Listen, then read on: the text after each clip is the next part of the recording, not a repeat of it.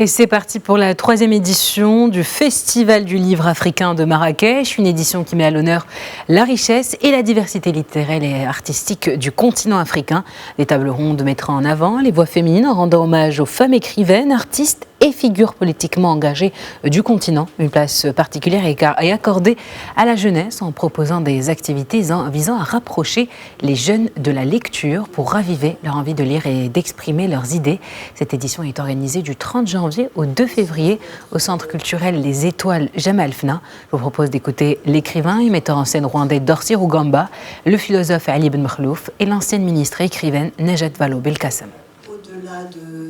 Ça représente un enjeu qui me paraît extrêmement important, qui n'est pas seulement un enjeu de culture, comme je le disais, c'est un enjeu aussi d'intégration des peuples africains. Et il faut que nos histoires soient partagées le plus possible par nos populations, parce que l'Afrique est un continent qui a un déficit d'image. Et ça fait partie de notre complainte récurrente. Nous disons que nous sommes caricaturés par les médias extérieurs. Et quelque part, il faut que nous travaillions nous-mêmes à nos propres récits, à nos propres représentations. Et c'est un enjeu extrêmement important qui fait que nos réalités, nous sommes les premiers à les connaître.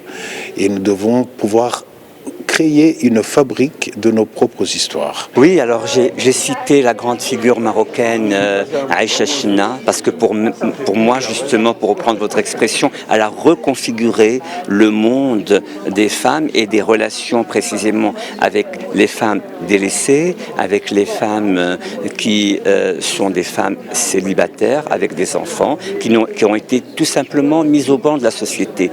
Et le fait qu'elle les ait remis précisément en leur redonnant leur dignité, leur karama, c'est pour moi véritablement une femme qui, grâce à son attention précise, à la manière qu'elle a eu d'imaginer la vie de ses enfants, par l'imaginaire féminin. Elle a imaginé comment ses enfants allaient grandir et elle a essayé d'améliorer leur environnement familial en les faisant reconnaître, ses enfants en les faisant reconnaître. C'est pour moi véritablement ce genre d'extrême humilité qui va avec une extrême attention au monde environnant pour effectivement soulager quelques misères de cette société. Alors je crois que c'est très important d'écrire.